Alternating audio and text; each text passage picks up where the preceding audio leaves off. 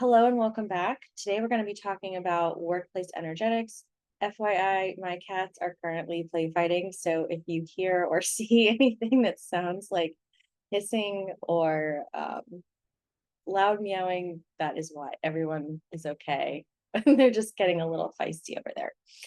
So let's dive right in. We're going to be talking about workplace energetics and how you can use your space as a collaborative partner to boost your productivity, your colleagues, your collaborators, etc. So let's dive right in.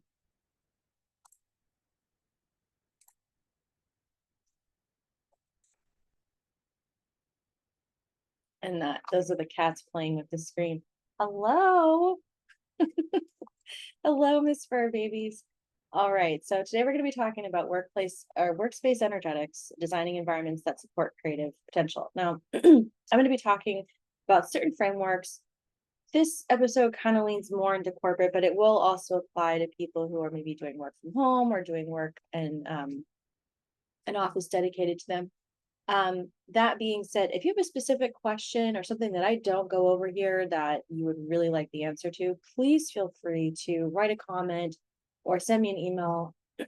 I do my best to cover topics that I know impact people, but the more specific we get with the questions and the greater in depth and detail that I can go with you and answer your specific questions, the even more interesting this process and this show is going to be and helpful for everyone. So please don't hesitate to ask.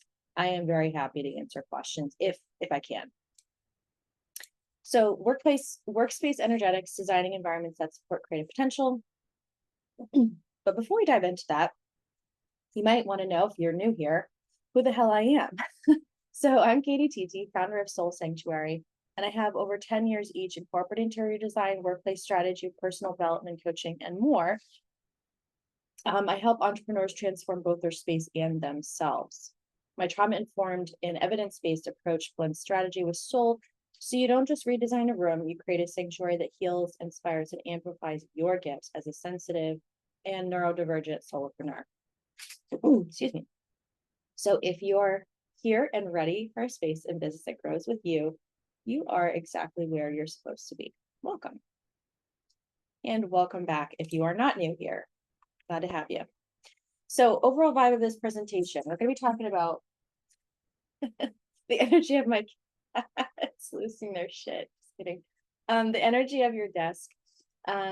Purpose is, this is just a quick practical micro lesson. We do lots of these on this channel. We're going to continue to do more.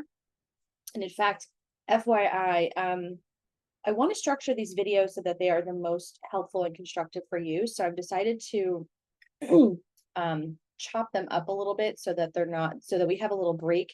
Some of them have gone kind of long, which I'm happy to do, but I also know that it's a lot of information to take in sometimes, and attention spans, the length that people may be able to watch or listen to something, and the availability to look at presentation slides rather than listen is sometimes it can be a bit of a challenge. So there's a few things I'm going to try to implement to make that process easier and more seamless for you, and also just like more bite-sized. So we're going to do this presentation in 2 parts, and I'm going to continue to do that for anything that lasts like a half an hour or so or more. So that way you get like 10, 15, 20-minute bite-sized chunks, and it just becomes a little bit easier to kind of take it all in. Especially for those of us who are neurodivergent, right? I will also be letting you know as much as possible when I'm going to be looking at a slide that has a visual that you would really want to pay attention to. So that way, if you're in the middle of something and you want to pause and take a look, you have the availability to do that. Okay, so those couple changes. If there's anything else that I can do to help you with the construction of these videos, something that would work better for you, please let me know. If I can do it, I absolutely will. Okay, so let's talk about content. This is about how your work setup affects focus and flow, and why placement, color, texture, and lots more really do matter as far as your engagement, your focus, your not presentation, performance. It helps that. So if your desk feels like a battlefield, your business and work and creativity will too. The same thing goes with your overall workspace, wherever it is that you work, whether you work from your house, whether you work in an office setting, whether you work really wherever you are. It's important to note all these things. Let's get into it.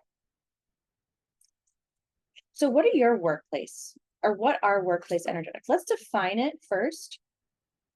So a definition might be the felt experience of a workspace, emotional, sensory, mental, relational, behavioral patterns that show up or shape how people show up at work.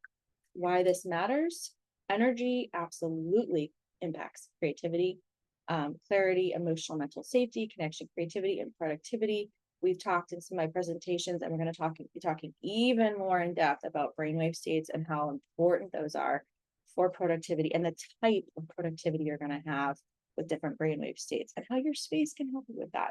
So key.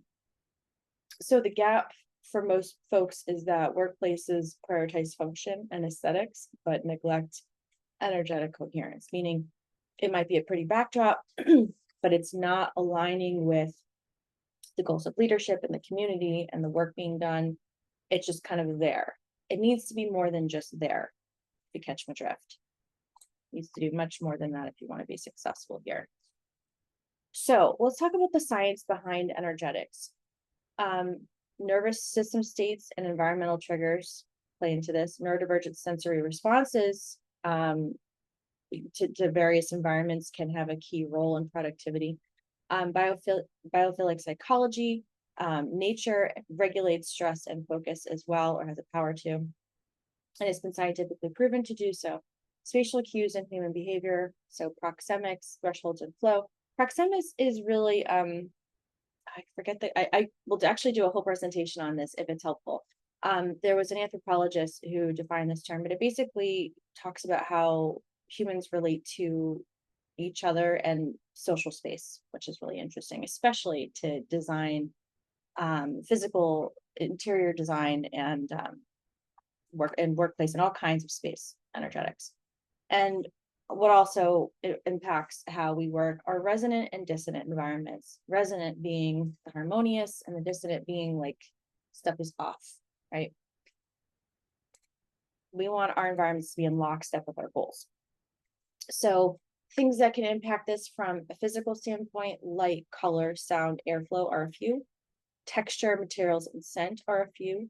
Layout, flow, open spaces versus defined paths, bottlenecks, creativity break collaboration zones, if there's anything confusing with that, or if there's blockages that can have an impact. There's also emotional and mental energy can play into this. We want psychological safety signals, visual calm and not visual chaos, symbolic messaging in the environment as well can play into just anchoring the psyche. What can also play into the energy of your workplace is relational energy, team interactions and conflict patterns. The environment can encourage or even create those depending on what's working and not working. For example, you could have spaces where there's some confusion as far as what the space is used for. Oh, it looks like a corridor, but there's all this storage. And, Sally Sue is pulling out a file over here. She's not really paying attention.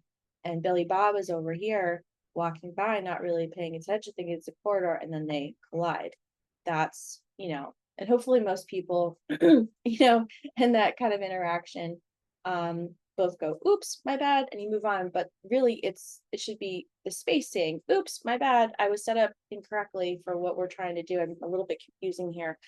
And spaces can have multiple functions, but those functions, we want to avoid having conflicting functions in shared space or space that shares multiple functionalities.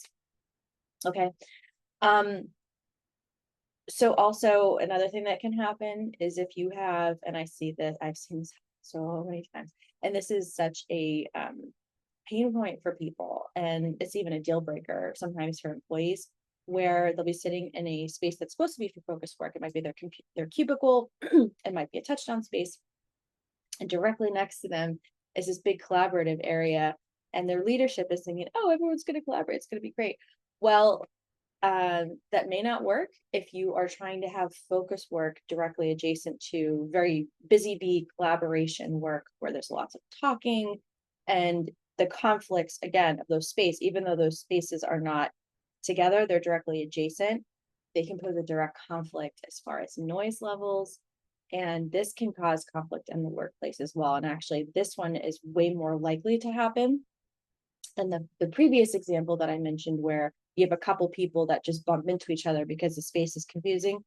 You've got goals and possibly deadlines competing against each other in adjacent space. And this other example where the noise is happening, that can create some actual conflict, sometimes between employees, oftentimes between employees and leadership, where employees don't feel heard, they don't feel that their needs are being met. And if you're neurodivergent in a space like that, it can just exacerbate any existing issues that you may already be having with focus, etc. So we really want to pay attention to how spaces are used. Now, if you're looking at this in your home and you're saying, okay, well, my office is in my kitchen, that might pose a conflict as far as your focus work and the activity going around you. Now, we can't always, I understand some people have, obligations at home that might be different at work, and you may be responsible for kind of keeping an eye on, your kids, or this, you're cooking or whatever might be going on there.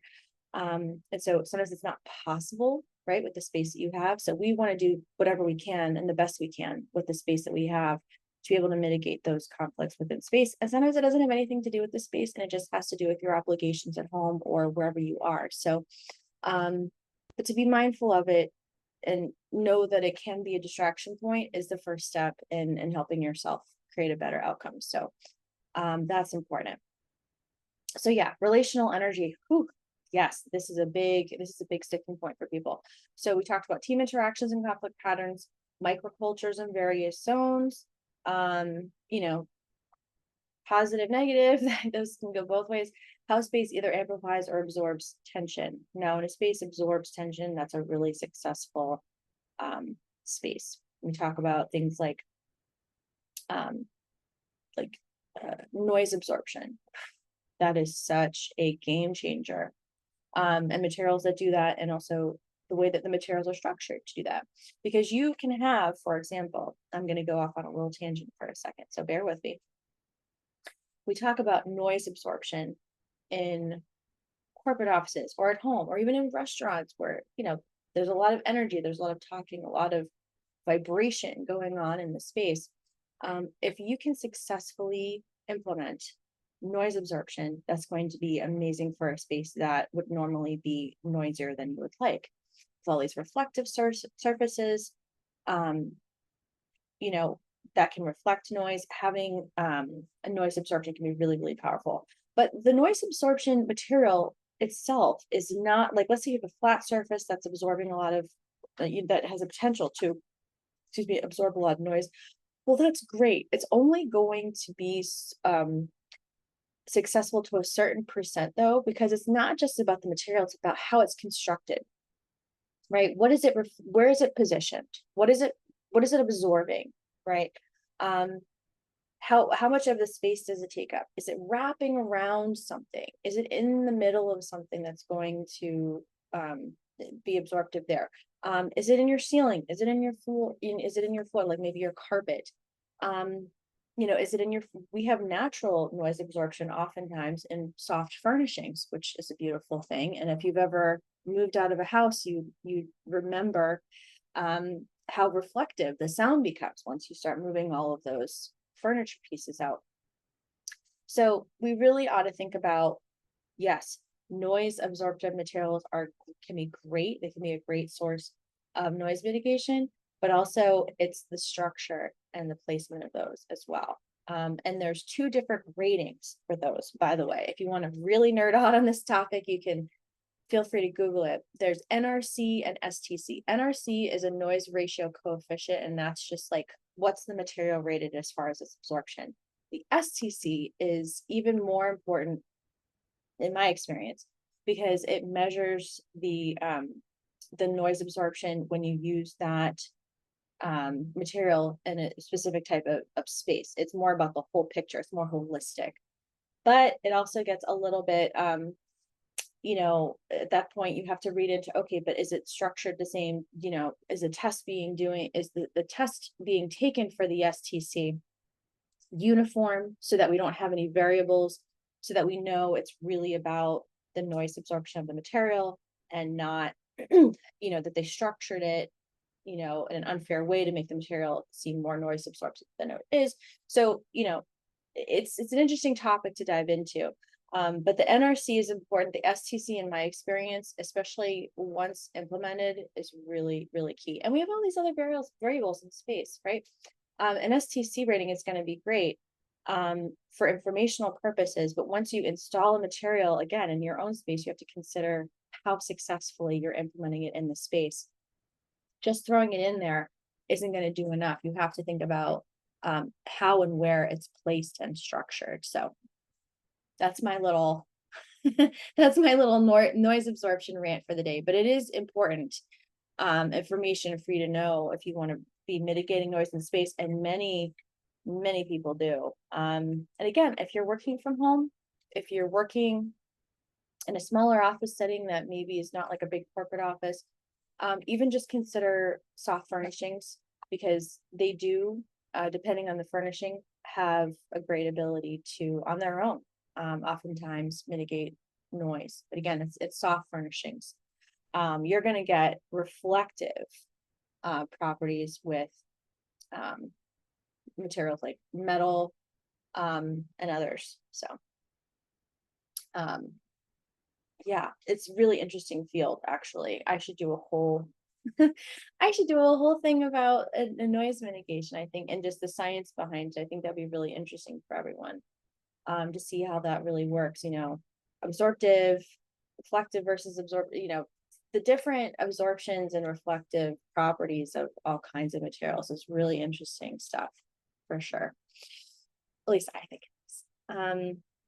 And let's see, so creative energy.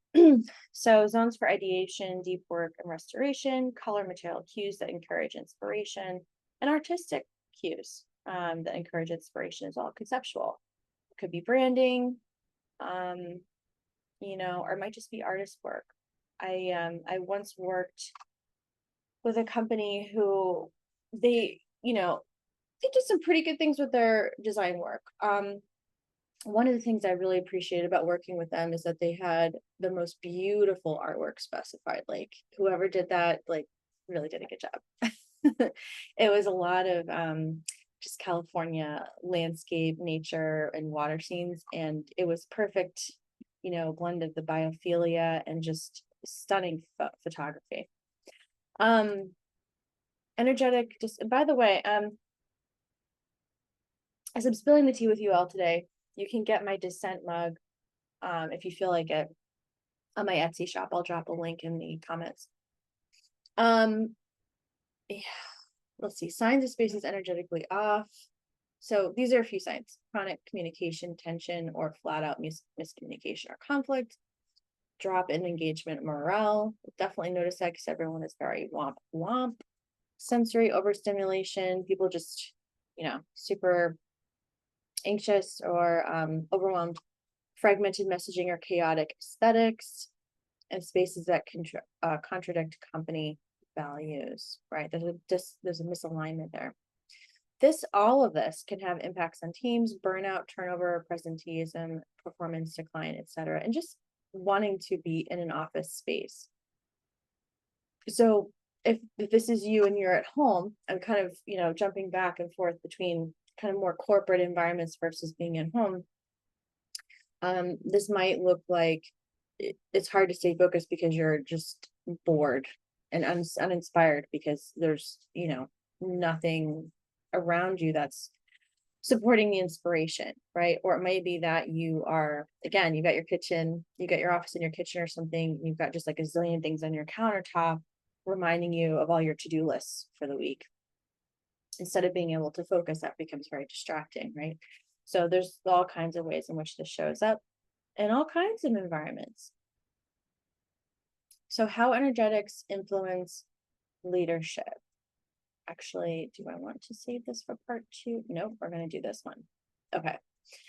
Okay, so how energetics influence leadership. Your leader is the tone setter for the group. And the nervous system is such too. Everyone has a role to play. Everyone is the leader in their own way, despite, who is actually the leader of a company or a leader in a home or wherever you are. Everyone is going to at least partially set the tone with the nervous system, but the leader is going to be kind of the main trickle down effect with that. I don't believe in trickle down economics and, not a fan of Reagan. I do believe, however, that energy does trickle down. That's definitely a thing that I have certainly witnessed. And I know, let me know in the comments. Has that been your experience as well? I've seen that so many times. How spatial design supports or undermines leadership presence. It can support it. It can just make things more difficult. Leaders need help too, right? Whether you're a leader in a company or an employee or a colleague or a collaborator, one of the big things we do when we're not in the leadership role for the company, we're in support of that leadership. And so how are the employees? How is the space? How is everyone partnering to support this leadership and the goals of that leadership? Environmental congruence. Space is an extension of leadership values, right? So it's a partner. Energetic leaking points, energetic leakage points. So that's an interesting topic, and it shows up in a lot of different ways, some of which may surprise. I actually want to do like a whole video on that too, so we can get more into that.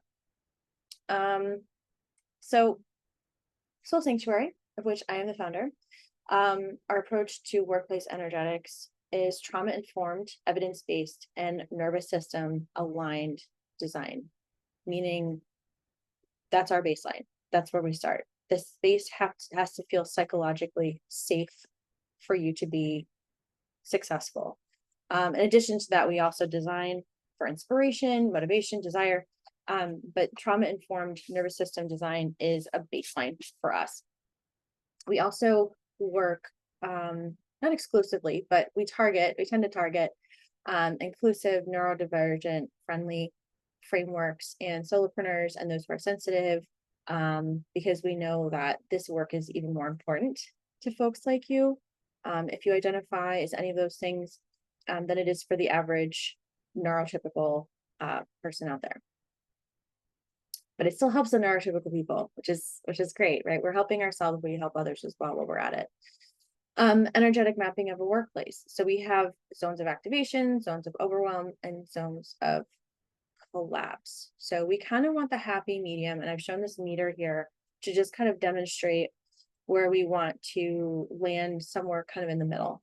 We don't want to be so overwhelmed by our environment. This is where I actually talked about this in a recent presentation. We designed for desire and motivation and like the fire that drives us, but we also have to design for the trauma-informed nervous system design at the same time. And we kind of want to reach a happy medium, right? If you think about the desire as like the fire and the evidence-based trauma-informed design, the safe design as water, they kind of balance each other out. We're looking for the activation point in the middle where it's a really sweet spot balance of not being overwhelming and not being just completely blah. Okay. And that is just so key. And these are some of the ways in which we do it, right? So how to shift a space using the 5 levers: light, color, flow, texture, materials, symbolic anchors. That could be artwork. That could be built-ins. All kinds of things. So these are just a few of the ways in which we approach it from a physical standpoint. And practical strategies for, actually, we're going to do part 2. That's going to be part 2. We have a bunch more slides to get through. So I'm going to take a pause, and this part 1 of this presentation and hi, I forgot to mention this first picture of me is a cute little tea place in SoCal. And as I often spill the tea in my design work here, I thought I would show a cute tea time photo of me. Part one, we didn't really show any key visuals. There was one kind of minor visual in here. In part two, you'll probably want to tune in visually because I do have a couple of important visuals that I really do want you to see. So stay tuned for part two, and we will join you back in just a bit. So see you then. Thanks.